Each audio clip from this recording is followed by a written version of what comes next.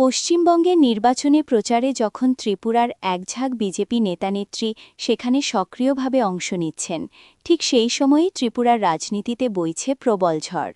সামাজিক মাধ্যমে নেটিজেনদের একাংশ প্রশ্ন তুলছেন, যারা একসময় ত্রিপুরার কর্মচারী থেকে শুরু করে সাধারণ মানুষকে নানা প্রতিশ্রুতি দিয়ে ক্ষমতায় এসেছিলেন, তারাই আজ অন্য রাজ্যে গিয়ে বিজেপির হয়ে প্রচার করছেন। নেটিজেনদের মতে পশ্চিমবঙ্গের মানুষ যথেষ্ট শিক্ষিত ও সচেতন। তারা ইতিমধ্যেই জানতে পেরেছেন ত্রিপুরার বর্তমান পরিস্থিতি কোন পর্যায়ে পৌঁছেছে। ফলে ত্রিপুরার বিজেপি নেতাদের অতীত কর্মকাণ্ড ও প্রতিশ্রুতির বাস্তব চিত্র পশ্চিমবঙ্গের ভোটারদের কাছেও পরিষ্কার হয়ে উঠছে। 2018 সালের বিধানসভা নির্বাচনের আগে অনিয়মিত কর্মচারীদের নিয়মিত করার প্রতিশ্রুতি দেওয়া হয়েছিল।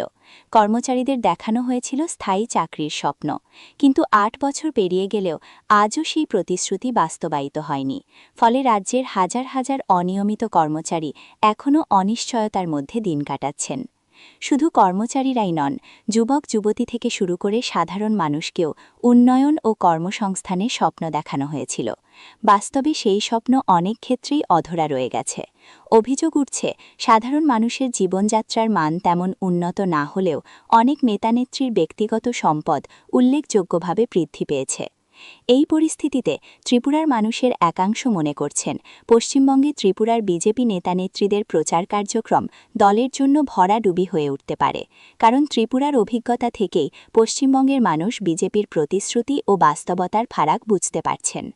রাজনৈতিক বিশ্লেষকদের মতে এক রাজ্যের অভিজ্ঞতা অন্য রাজ্যের ভোটারদের ওপর প্রভাব ফেলতে পারে। তাই ত্রিপুরার বর্তমান পরিস্থিতি ও অপূর্ণ প্রতিশ্রুতির বিষয়গুলি পশ্চিমবঙ্গের নির্বাচনী রাজনীতিতেও গুরুত্বপূর্ণ প্রভাব ফেলতে পারে।